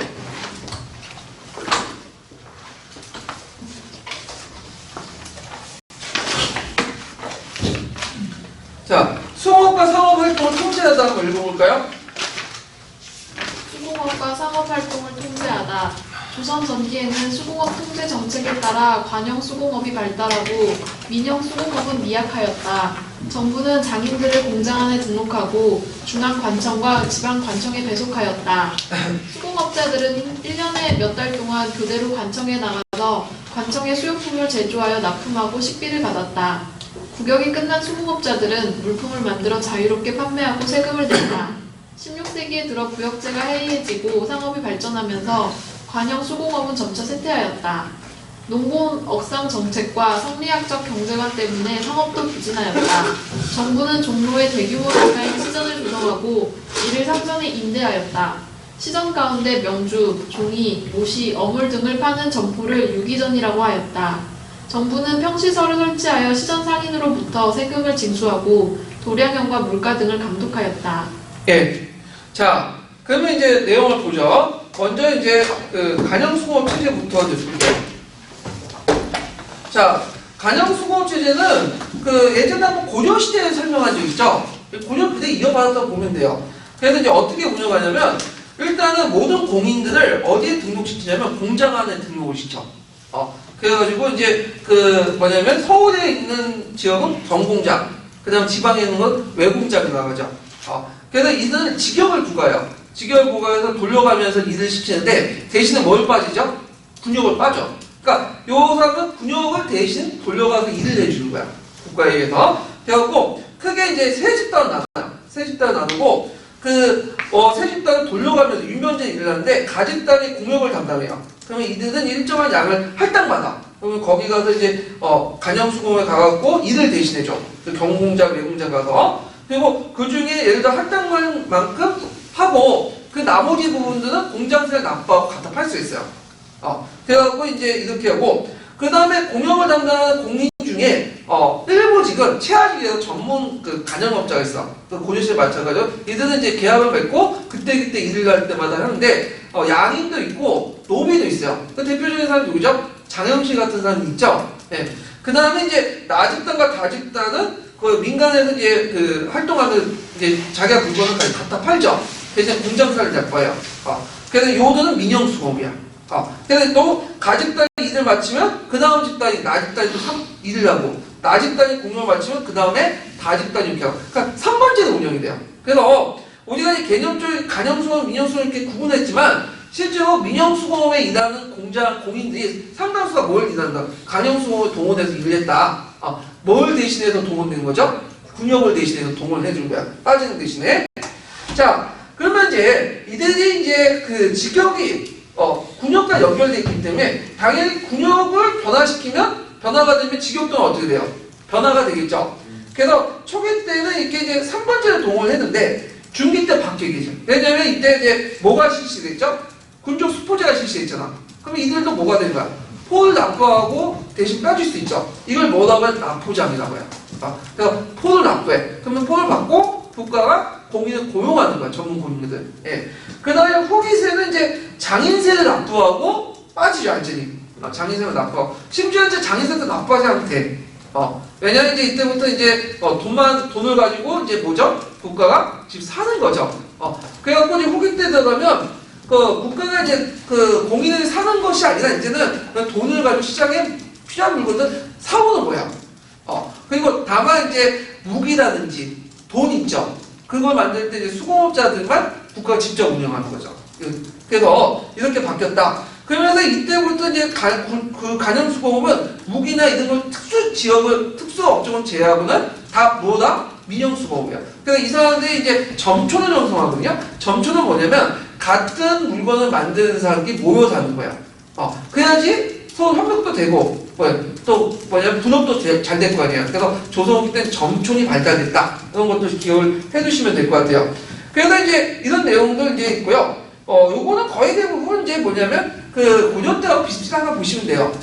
다만 이제 여기 눈여겨볼 게 뭐냐면 민영수공업하고 이제 간해수공업을 구분할 필요가 있는데 민영수공업은 아까 말한 전문적인 공인들이 그 간형수공업 동원되지 않을 때 뭐냐면 시장에 갖다 팔기 위해서 만든 거고 간해수공업은 뭐야?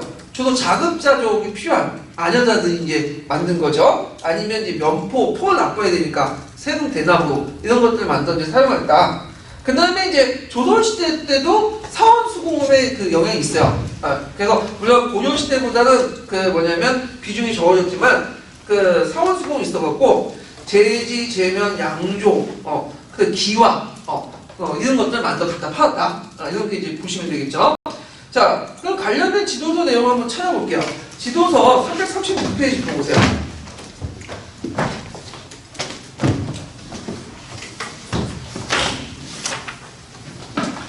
자, 거기에 보면 공장 부분이 있죠. 그래서 조선장기에는 간영수공업장에게 3번제로 추정해서 종단 강공장과 개인의 권용 주체가 된 사공장이 있다. 예. 그래서 강공장은 경공장과 외공장이 있고 그것이 이제 건국대전에 구정돼 있죠. 그래서 이제 요 내용도 있고 후에 이제 군적수포제가 되면서 중간 단락을 보면 대신에 장인 갑포제 납포자가 되죠. 그는 군역의 변화에 따라 연결돼 있고요. 그다음 조선 후기 때 들어가면 이제 장세 장인세만 납부를 하면 이제는 면제해 주는 건데 그것은 이제 상부화폐 경제가 발달되면서 어떻게 돼요? 시장에서 직접 뭐냐면 물건 사오고 그리고 나중에 장인세도 이제 납부하지 않은 그 조치를 이제 취하게 돼요. 그래서 그때 이제 뭐가 발달되냐면 점촌 이런 것들이 발달되고 그때 이제 수공업자들은 자본이 부족하니까 대신 누가 개입되죠? 자본 누가 되죠?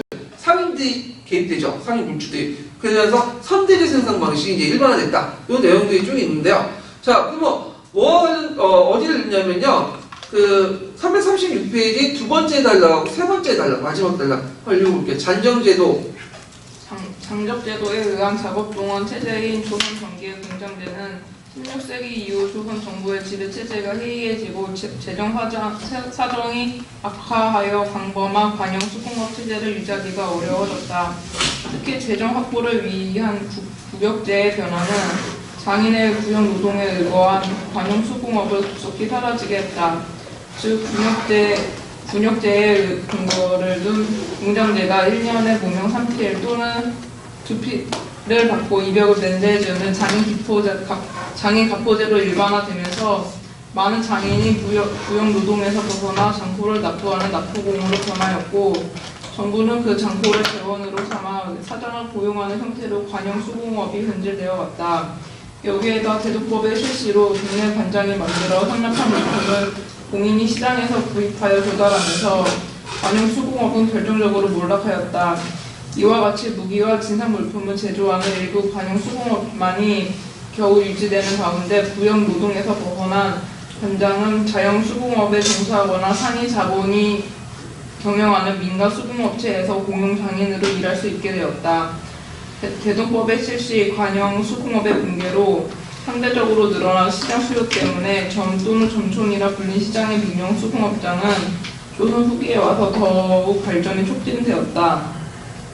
사장은 구역 노동이 폐지되고 극가 노동으로 바뀌면서 종래 공역 증말 대신 장세를 납부했다. 이러한 수공업의 변화는 조선 후기 이래 사회 경제적 변화의 반영이었고 이후 생산자인 수공업자가 자양 정리를 성장 발전시켜 나가는 방향 또는 선대제 생산으로 상인 자본에게 지배되는 방향으로 발전해 갔다. 예. 그 다음에 그 뒤에 이제 공장안이 있으니까 한번 공장안 관련된 내용들을 읽어보시면 될 것 같고요. 그 다음에 이제 344페이지. 거기에 보면 이제 간장 수공업하고 경공장, 그 다음 외공장 내용이 있거든요. 예. 이것도 이제 시간 관계상 읽지 못하고요. 각자 읽어보세요. 앞부분하고 중복돼요, 내용이요. 예. 자, 그 다음에 뒤에 넘어가서 조선시대 때 전기 때 사업부죠. 예. 요거도 뭐 볼 거는 별로 없어요. 예. 그 보면 정례 사업 통제를 강화하는데 무본 억상. 그래서 무본이라는 것은 농사를 본디하고 그다음에 억반이라는 것은 사업을 통제한다. 이런 것을 정책했다는데 전형적인 유교적인 정책이죠. 그래서 시정사인과 지방행상을 파하고 유통구조의 부족을 막고 국가의 세수를 증대시키려고 했다. 그 다음에 이제 고조와 마찬가지로 경시설을 운영했죠. 시정을 감독하기 위해서. 경시설 나중에 뭘로 이름이 바뀐다고 했죠? 평시설로 이름이 바뀌죠. 자, 시장상인인데 시장상인들은 조선만 있었던 건 아니고요. 고려시대나 원래 신라까지 있었어. 왜냐면 개경이나 한양 같은 경우에는 소비도시잖아. 그러니까 이제 거기에 안에 있는 이제 사람들 먹여 살리기 위해서는 일종의 이제 시장이 필요했어요. 그래갖고 이제 정부가 간설시장들을 이제 만드는데 일단 공종로라고 아시죠? 종로. 그래서 이제 서대문에서 동대문 쭉 큰 길의 중간에 있는 공종로 일대에 횡단을 이제 쭉 설치해. 오늘날 종로 일대에. 그래갖고 이제 횡단을 설치하고 거기에 이제 시장세를 납부를 하면 횡단에 이제 상인들을 안시킨 다음에 물건을 팔겠거든요. 이들이 뭐냐면 시전상인들이에요. 시전상인들. 그래갖고 이제 시전은 언제 이제 그 했냐? 그래갖고 이제 그 개성에서 이제 한양으로 첨단 이후에 4대에 거쳐서 이제 그 시전에 설치하고 산업을 벌였는데 요때 이제 그 했고 그때 이제 언제부터 시작했냐면 태종 때부터 완비됐어요. 태종하고 적혀있는데 잘못된 거예요. 예전에 시험 나왔죠? 네, 태종 때부터 했다. 그래갖고 이제 했고요. 그 다음에 이제 그 보통 시전상인의 대표적인 집단을 뭐라고 하죠? 유기전이라고 하죠. 유기전은 뭐냐 시전상인 집단 중에 그 국역을 담당하는 집단도 있어요. 그리고 나중에 조선기 때 설명할 텐데 이들 중에 육주기전을 뭐냐면 하는데 유기전은 그 딱 정해진 게 아니에요. 그때그때 변화돼. 유기전 되게 이제 규모가 큰 국역을 담당하는 그 뭐냐면 상인 집단을 유기전이라고 하는데 이 유기전의 성립 시기는 조선 전기 때가 아니에요. 어쨌든 인조 때라고 보시면 돼요. 인조 때. 인조 때 유기전이라고 이제 보고 있거든요. 근데 이제 그 뭐냐 교과서도 마치 조선 초기 때부터 유기전이 있는 것처럼 서술돼 있지만 아니고 조선 후기 때, 인조 때 물론 내재적 관점에 보면 인조도 인조 관점 아닌가? 인조 관점 이후니까 이제 후기네요, 확실히. 예. 그래서 인조 때부터 형성됐고 그와 동시에 모두 형성됐다. 금단 정권도 같이 형성됐어요. 유기전과 금단 정권 형성 시기는 조선 후기 때라고 보시면 돼요. 그 전까지는 굳이 그거 안 줘도 뭐예요? 자연 독점 상태였죠. 시전상이 자연 독점 상태에서 무슨 금단 정권 필요하겠어요? 네. 그래서 이런 것들인데 이런 것은 나중에 제가 다시 얘기해요. 조선 후기 때. 자, 그 다음에 시장과 화폐를 보죠. 장시에서 이제 15세기 후반 전라도 등지에서 이제 발달하기 시작했는데 요때 이제 장시가 등장했던 그 경제적 배경 뭐 때문에 그런 거죠? 예전에 얘기한 것처럼 그 연작상경이 진행되면서 잉여 생산물들이 들어서게 되고 시장이 형성되죠. 그래서 전라도 등지에서 전국적으로 이제 확대되기 시작했다. 그래서 이제 일부 지역에서는 상선 시장이 되고 요 장시와 장시를 누가 유통시켰냐면 보부상들이 유통을 시켰다. 그래서 처음에는 정부가 장시를 별로 안 좋아했어. 왜냐면 예전에 시장은 인기 있었지만 이 시장이라는 거는 정부의 통제 안에 있는 시장이거든요. 근데 이 장시라는 거 뭐죠? 민간이 자연 발생적으로 만드는 거잖아. 정부 통제에 벗어나는 거야. 그리고 장시에서 이제 사람들이 모으면 정보가 뭐예요? 유통이 되죠. 지금도 정보 유통 싫어하잖아. 이게 통제를 못해. 그리고 인권전에 나눠서 볼 수 있듯이 인권전이 이제 물건을 훔쳐가지고 그 장부를 어디에 갖다 팔아요? 장시에 갖다 팔잖아. 그래서 이런 것 때문에 이제 장시 금지령을 내렸지만 선포했지만 이게 소용없죠. 그래서 결국에는 허용을 하는 방향으로 이제 나갔다 이렇게 보시면 되죠. 자, 조선 전기 때 화폐 정책을 이제 보면 보통 이제 그 억마 정책이 돼가지고 이제 상품 경제, 그러니까 억마 정책 사업을 통제를 하려고 했기 때문에 조선 정부가 뭐 화폐 널리 보급하려고 하지 않았다. 그렇게 생각할 수 있지만 실제로는 그게 아니에요. 조선 정부는 명나라 원나라의 교초나 보초를 보니까 괜찮거든. 왜냐하면 적은 돈을 가지고 뭐예요? 큰 이익을 얻을 수도 있고, 그 다음에 국가가 이 통화 정책을 통해서 개입을 하면서 뭐죠? 발권력, 독점적 발권력을 행사하면서 국가가 경제를 통제할 수 있잖아. 그래서 조선 초기 때는 태종 때 저하를 만들었어요. 저하는 공연왕 때 만들었는데 또 만들었어. 그래갖고 이제 그때 또 태종 때 만들어가지고 저하고를 설치해갖고 이걸 유통시키려고 했어요. 그래서 세금도 저하로 걷고 각 간청에 저하 나눠주면서 싸웠는데 농민들이나 그 당시 사람들의 인식은 저하는 그거 뭐예요? 종이 조각이잖아. 네. 그러니까 그 당시 사람들 그 화폐라는 거는 쓸모가 있어야 돼. 금은 같은 측량 화폐라든지 아니면 면포나 쌀같이 실제 쓸 수 있는 사용가치가 있어야 되는데 전혀 사용가치가 없는 거 아니야 이거는요. 그러니까 아무리 정부가 하나도 안 됐어. 그래서 처음에는 면포를 너무 많이 사용하니까 정부가 면포를 금지령까지 내었어요. 근데 안 되니까 그냥 포기해버렸어. 그냥 면포도 그냥 법적 화폐 그냥 적어놓은 거지. 정한 거죠. 그래서 원포 같은 거나 쌀은 엄밀히 말하면 우리가 생각하는 화폐는 아니고 물품화폐라고 이제 하죠. 우리가 생각하는 화폐는 침략화폐, 금은 동이죠. 예. 그래서 이제 조선통보를 만들고 전폐라고 해가지고 이제 세종 때 만든 건데, 이건 어떻게 생겼냐면 이제 예전에 얘가 화살촉처럼 생겼어요. 그래서 이제 평상시에는 화폐를 사용하다가 전쟁 날 때 이걸 이제 화살 꼽아가지고 대나무에 꼽아가지고 나무에 꼽아서 그 화살로 촉으로 사용하도록 한 건데 널리 보급되지 못했어. 노력은 했지만 안 돼. 왜냐면 일단 자연 경제 때문에 그렇고, 그 다음에 일반 사람들이 그 뭐냐면 인식이 아직 정착되지 못했어요. 예, 그런 것들 때문에 이제 있다. 그래서 주로 미와 포, 미와 포는 뭐죠? 쌀하고 포죠. 근데 고려시대 때는 미와 포였는데, 고려시대 때는 이제 포라는 것은 마포, 마진물이었죠. 근데 이때 면포로 바뀌었죠. 근데 면포도 포로 이제 그 사용하는 거, 그러니까 교육수단으로 사용하는 포는 추포라고 했어요. 추포. 추포는 면포 중에서도 좀 질이 확 떨어지는 거야. 그래서 이제 이는 추포를 사용했다. 이렇게 좀 기억을 해주시고요. 근데 이게 이제 동전이 널리 유통되기 시작한 것은 이제 어제 때죠? 숙종 때죠? 네, 숙종 때 뭘 통해서? 네? 상평통보.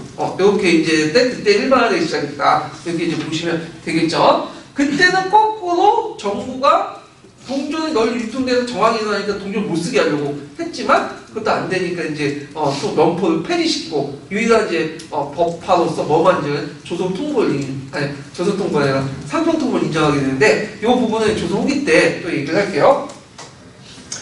자, 그 다음에 이제 그 관련된 내용을 이제 지도서에서 한번 읽어보죠. 지도서 345페이지 보세요. 자, 거기 이제 저하가 있죠, 저하. 네, 저하 한번 읽어볼까요? 고려말 조선 초에 발행되었던 지폐이다. 고려시대는 1391년 종래에 발행했던 철전, 은전 등의 주화가 원료의 부족으로 유통의 감소를 초래하자 화폐 제도를 개혁하고자 자섬 저화고를 설치, 송나라의 회자, 원나라의 보초를 참고하여 저화를 인조하여 유통코자 하였다. 그러나 이듬해 고려의 멸망으로 저화는 회수되고 인판도 소각되었다. 조선의 태종은 즉위한 1401년 사섬서를 설치하여 이듬해부터 저하를 발행하였다. 네, 여기 사섬서는 이제 저하를 발행하는 기구 명칭이에요. 네, 그 다음에 이제 뒤에 넘어가서 그 조선통보가 있는데, 조선통보는 이제 그 세종과 인조 때 법화를 주조 유통시킨 금속화폐고요. 그래서 이제 되게 유통을 시키려고 했지만, 주조들처럼 유통을 시키려고 했지만 실패했어. 그 실패된 이유 중에 여러 가지가 있는데, 요거는 이제 동이 부족해서 그 당시 이제 우리나라는 그러니까 동이 구리 같은 것들이 잘 그러니까 캐지를 못했어요. 그래서 이제 구리 강산이 없다 보니까 일본에 수입을 해야 되는데, 일본에 수입을 할 때 일본은 그 당시 전쟁 와중이었고, 그렇기 때문에 수입은 돼도 양이 그렇게 부족했나 봐요. 그래서 안 됐다가 이제 나중에 이제 그 숙종 때 그 상평통보가 이제 했던 것은 일본에서 동을 많이 수입할 수 있었기 때문에, 여건이 됐기 때문에 이제 널리 보급된 것도 있거든요. 그런데 그럼에도 불구하고 수요가 많다 보니까 동은 별로 없죠. 구리 같은 그 원료가 됐던 구리 강산 이런 것들이 없으니까, 그걸 때문에 정황이 발생한 원인도 있어요. 결국에는 이걸 어떤 식으로 해결되냐? 19세기 때 순조 때 구리 강산을 본격적으로 개발되면서 자체적으로 이제 수요가 이제 구리를 얻게 되면서 이 정황 문제를 근본적으로 해결됐다, 이렇게 보는데, 이 내용은 각자 읽어보세요. 이 부분은. 자, 그 다음에 행상을 보죠. 행상. 자, 행상이라는 것은 이제 아까 이제 육상하고 보부 선상이 있는데, 육상을 뭐라고 하죠? 보부상이라고 하죠. 네. 그 다음에 선상은 배로 이동하는 건데, 조선기 때 어떤 상이 집단하고 연결되면 경강상이 집단하고 연결돼요. 그래서 이제 백성들 필수품을 보호하고 시장과 시장을 서로 연결해주는 상인들 행상이라고 하는데, 요게 좀 눈여볼 게 뭐냐면 보부상인데, 보부상은 보상과 부상을 이렇게 나눠져요. 보상은 뭐냐면 보짜리 장소야. 그래서 좀 약간 그 기금속 이런 것들 이제 다른 거고, 부상은 이제 뭐 하는 사람이냐, 지게 장소야. 그래서 생활 필수품들을 이제 하는 건데, 이 보상과 부상의 지위가 사회적으로 좀 약간 낮아. 그래서 이들은 이제 그 자기들의 사회 지위를 단결된 조직을 통해서 극복하려고 했거든요. 그래서 보상과 부상은 전국적인 조직망을 갖고 있었어요. 그래서 이들이 조선시대부터 정부와 유착이 돼 있죠. 그래서 이달에 보면 예전에 이성계가 이제 여진족하고 싸우다가 이성계가 이제 여진족으로 싸우다 여진족의 하산을 맞았어요. 어디에? 그래서 어디에 어떻게 하산을 맞고 다니는지 모르겠는데 하여튼 크게 다쳤어. 도망가다가 누구의 도움을 받았냐면 부상의 누구 이름은 따봤는데 유머시기의 도움을 받았다고 그래요. 그래서 이성계가 하도 고마워가지고 그 너희들하고 우리하고 하자. 그래서 여러 특정한 물품을 줬다. 특정한 물품에는 독점권을 줬다고 하거든요. 그리고 이제 나중에 임진왜란 때도 이제 보부상들 여러 도움을 주니까 선조가 너무 고마워가지고 너네들 그 물품을 주겠다 하니까 우리는 싫다. 대신에 특정한 물건들의 어떤 독점권을 달라. 그래가지고 이렇게 받았다는데 그냥 전해드는 소리예요. 하여튼 조선시대부터 개국 때부터 이 보부상들은 정부하고 직접적인 어떤 밀착을 가져서 특정 물건에 대한 물품을 갖다 팔았어. 독점권을 갖고 있는 거죠. 그래서 이들을 뭐죠? 간상이야. 보부상들은. 그리고 그 나중에 구한말 때 되면 이들을 또 이용하죠. 정부가 직접 나서기 힘든 이들은 누굴 동원해요? 호부상들 동원하잖아. 그래서 한국협회를 만들고 그 다음에 이제 상립 같은 조직들 만들고 이런 건 다 보부상 조직들이에요. 예. 자, 하여튼 이런 내용들 기억을 해두시면 되고, 자, 조선 전기 때 무역은 명가의 공무역과 사무역만 형성을 했죠. 예, 공무역은 조공무역이고 사무역은 이제 같이 사셨대 왔다 갔다 하면서 했던 무역이고, 자, 여진가는 무역소를 설치하고 일본가는 외관을 설치했어요. 예, 그래서 무역소와 외관은 솔직히 우리나라 입장으로 는 크게 도움이 안 되거든요. 근데 왜 그러냐? 설치하면 침략해 오니까 근데 그런 것들이 있다. 그래서 이제 외관은 이제 조선시대 일본의 입국과 교육에 설치한 장소인데 거기에 이제 사관이라는 건 사신이 이제 머무는 장소나 상관 장소 물건을 갖다 파는 장소 기능을 했다. 그래서 이제 조선 전기 때는 서울에 있었죠. 동평관이라고 있었고 동평관은 이제 명나라도 있어요. 동평관은 거기는 우리나라 사절단이 붙는 거고 우리나라에 있는 동평관은 우리가 상대적으로 동쪽에 있는 일본이 있으니까 일본 사신들이 붙는 거야. 태평관은 있죠. 태평관은 어디죠? 네? 명나라. 이렇게 이제 있고요. 그 다음에 이제 삼포라고 해갖고 있죠. 거기도 있고. 근데 이제 외관이 이제 서울에 임진왜란 끝나서 서울에는 없애버렸어. 왜냐면 얘네들이 외관을 왔다 갔다 하면서 그 길이 뭐가 되는 거야? 침략 경로가 되는 거야. 그래갖고 이제 처음에 두모포에다 이제 했다가 나중에 옮겼죠. 외관을. 두모포에서 이제 초량으로 외관을 옮겼죠. 예, 이런 식으로 이제 외관이 있었다라는 거. 그다음 무역서 이런 것들 이제 근데 여진족 같은 경우에는 생산성이 되게 빈약해요. 얘네들은. 그래서 얘네들이 생산하는 건 뭐냐면 인삼이나 가죽이라든지 인삼, 가죽, 산삼 이런 것들. 물론 고귀하죠. 비싸잖아. 사치품이잖아. 근데 그거 가지고 먹고 살아요? 못 먹고 살죠? 그러니까 필요한 농산물이나 이런 것들은 중국이나 명나라나 우리나라 교육을 통해서 얻었거든요.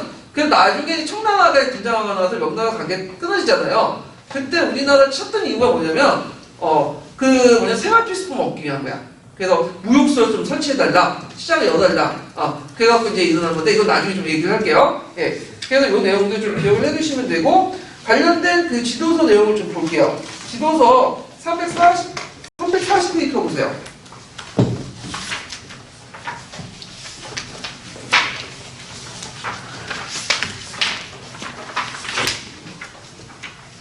자, 340페이지에 보면 이제 상업과 관련된 내용도 있죠. 그래서 태조 때부터 쭉 인답을 읽어보시면 되고요. 평시서인데 조선시대도 평시서가 있었다. 그래서 조선시대 시장, 도량과 물가들이 있는데 나중에 이제 있고 이게 원래는 경시서였다 평시로 이름 바뀐 거죠. 그런 내용도 좀 있고요. 그 다음에 시전이 나와 있죠. 그래서 시전상인데 이제 있는데 앞부분에 시전과 관련된 내용이 쭉 있고 그 다음에 뒤에 보면 이제 거기에 어디 341페이지에 첫 번째, 두 번째, 세 번째 시전상인 중에 육분 간접, 각접과 그 다음에 분자인데 풍요로 되어 있네요. 네, 무분 간접 이렇게 있는데 유분 간접은 일정한 구역을 담당하는 시전상을 말하는 거고 국역을 담당하지 않는 시정상을 무분간적이에요. 그래서 유분간정 중에 제일 큰 상 집단을 뭐라고 한다? 유기전, 육조비전, 육주부전 이렇게 이제 부르거든요. 그래서 국역은 뭐냐? 이건 이제 인조 이후 때예요. 그 국역은 대체로 간청의 수요를 담당하는 일시 부담금, 군중 등의 수리, 도배와 물품 경비, 왕실의 간홍산재, 중국의 해마다 파견된 각종 세패 등을 조달하는 건데요. 보통 이 국역을 담당하면 그 정부에서 돈을 조금 줘요. 근데 거의 예를 들어서 100원을 받아야 되는데 10원, 20원 정도. 그게 맞는 거예요. 쌀값으로 주는 거죠. 아예 안 줄 때도 있고. 근데 그 대신에 세상은 공짜가 없잖아. 세상은 진짜 공짜가 없어요. 그만 대가가 있으니까 하는 거지. 얘네들도. 뭐냐면 그만큼 특권이 있어요. 이 중에 하나가 뭐냐면 금난 정권이죠. 그래서 이 금난 정권은 육부간전이 생길 때 생긴 거야. 유기전 이런 것들 때. 그래서 금난 정권 유기전은 거의 일치하다고 보고 있어요. 학자들이요. 예. 그런 내용도 있는데 이거 한번 읽어볼게요. 341페이지에 그 두 번째 2,000원부터 해서 끝까지 한번 끝까지 한번 읽어보죠. 이처럼 관청에서 설치한 공락을 사용하는 시전은 일정한 액수의 국역을 지는 유분갑전과 국역을 지지 않는 무분갑전으로 구별되었다. 국역은 대체로 관청의 수요에 따라 부과되는 임시부담금, 궁중의 수리 도배를 위한 물품과 경비, 왕실의 관원상제, 중국에 해마다 파견되는 각종 사절의 세패 및 수요품 조달 등이었다. 국역은 시전의 이익 정도에 따라 책정되었고 최고 10분에서 최하 1분까지 모두 37전이나 되었다. 관청의 필수품을 공급하는 어용상인의 단체였던 시전은 국역의 대가로 상품 독점에 관한 전매권과 난전을 금할 수 있는 권리를 가진 공권적 특권 상인의 총칭이었다. 한편 국역을 부담하는 시전 가운데 최대 국역을 지는 시전 6을 줄여서 유기전 또는 육주비전이라고 하였다. 그러나 이러한 공권적 상호체계 아래 발전해온 시전체계는 조선 후기 이후 점차 사상의 발전과 더불어 해체되어 갔다. 조선 후기 상품화폐 경제가 발달하면서 도시를 중심으로 시전체계와 대립하는 난전, 그리고 부상대고와 같은 사상체계가 성립하면서 이들의 특권적 상권을 위협한 것이다. 또한 1876년 개항 이후 외래 자본주의의 침투는 시전을 더욱 위축시켰고 특히 1894년 가보정권이 개혁의 하나로서 시전체계의 공권적 국격 부담과 특권을 파기함으로써 공권적 시전체계는 명백을 유지할 수 없었다. 예. 자, 그 다음에 그 밑에 이제 유기전이 있는데 그 앞에 부분하고 이제 겹치는 내용인데 유기전의 선장 과정이 쭉 나와 있거든요. 그래서 이제 좀 보시고 거기에 보면 유기전의 조직 구성들이 나와 있어요. 조직 구성까지 나올 일은 없겠죠. 네, 각각 보시고요. 그 다음에 보고사항인데 이 보고사항이 조직이 나와요. 보고사항의 조직은 예전에 한번 기출에 나왔던 부분이에요. 그래서 우리가 이제 알고 있는 해상건국, 그 다음에 상리국 이런 것들이 다 뭐와 관련되냐면 보고사항 조직과 관련돼 있어. 네, 그래서 요건 한번 읽어볼게요. 그 343페이지에 2,000원부터 해가지고 그 끝까지 한번 읽어볼까요? 이처럼 보상과 부상은 각각 별개의 행상조합 조직으로 발전해 왔으며 보상이 보상의 상품을 가지고 행상한다든지 그와 반대되는 경우도 허용되지 않았다. 조선 정부는 이러한 보상과 부상을 통합하여 1883년 고종 20년 해상고공국을 설치하고 군부가문의 지휘를 받게 하였다. 1885년에는 해상고공국을 상리국으로 바꾸는 동시에 보상을 보상을 5단으로 구별하고 다만 영어는 상리국의 통합, 단일화하였다. 1894년 가부개혁에 따른 정부기구 개편 시 보부상단은 농상화문의 관할 아래 다시 통합되었고 1897년 광무 1년 다시 한국중앙통상회에 속하였다가 다시 한국협회로 이속되었다. 1899년 다시 상무사로 이속되면서 보상은 좌사, 보상은 노사로 이름을 바꾸었다. 그 뒤 1903년에 공제소, 상민회로 1904년에 진명회로 이속되었고 그해 12월 다시 회장 이중과 총무 나열속 등을 임원으로 한 공신회의 통솔을 받았다. 네. 자, 그래서 이 보부상 조직들의 특징들, 그 조직 이름 정도는 외워두시는 게 좋을 것 같아요. 자, 그래서 이렇게 해서 이제 그 조선시대 때의 경계 부분을 했고, 좀 쉬었다가 조선 전기 때의 문화 부분을 이제 할게요.